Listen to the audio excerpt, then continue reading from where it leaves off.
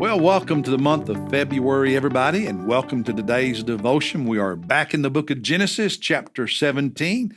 And as you're opening your Bible, just want to encourage you to go to our website and watch the live stream from this past Sunday if you were not able to worship with us in person. All right, Genesis 17, and sort of tongue-in-cheek, I wrote in my journal, this is a painful chapter. No, literally, it is. Circumcision. Circumcision. The sign of God's covenant with Abram and his descendants, with the Jewish people. And let's just read starting at verse 22. God appears to Abraham, okay, and tells him, here's the covenant and here's the sign of the covenant. Every male has to be circumcised. Verse 22. And when he finished talking with him, this is God, talking to Abraham. God went up from Abraham. This is the chapter when Abram's name is changed to Abraham and Sarai's name is changed to Sarah. Excuse me, verse 23. Then Abraham took Ishmael, his son, and all the servants who were born in his house, and all who were bought with his money, every male among the men of Abraham's household, and circumcised the flesh of their foreskin in the very same day as God had said to him. Now, Abraham was 99 years old when he was circumcised in the flesh of his foreskin. And Ishmael, his son, was 13 years old when he was circumcised in the flesh of his foreskin.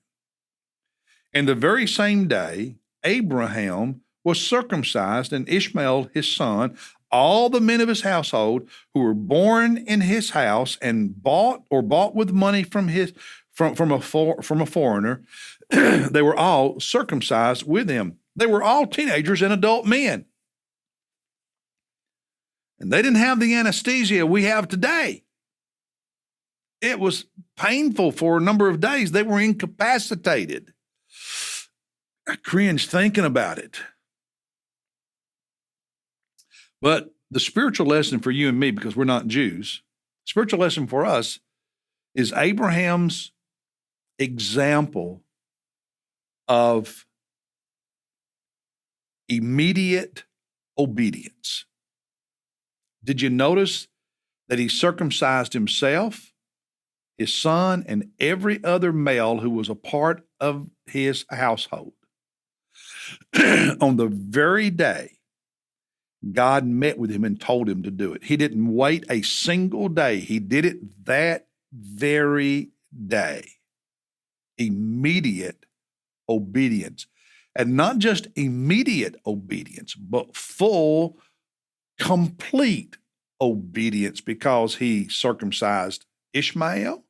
He circumcised all the male servants and slaves. He circumcised himself.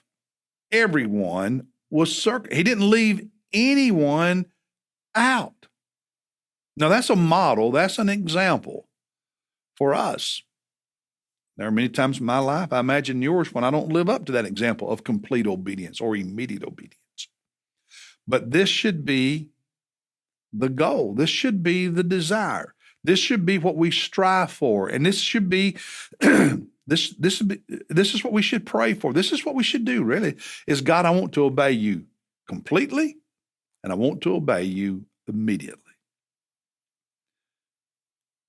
Can you think of something in your life where you're disobeying God right now? An area that you've been putting off, or something that you're sort of obeying God and sort of not obeying God? Maybe today is a good time for us to renew our commitment to complete obedience and immediate obedience, even when it costs us, even when it hurts a little bit in the short term, because eventually they healed and we're okay. But sometimes obedience can hurt in the short term. Are you willing to do it? Then Abraham shows us how, and it's always a better thing to do. Well, that's the devotion for today. I'll see you tomorrow as we look at Genesis 18. God bless you, everybody.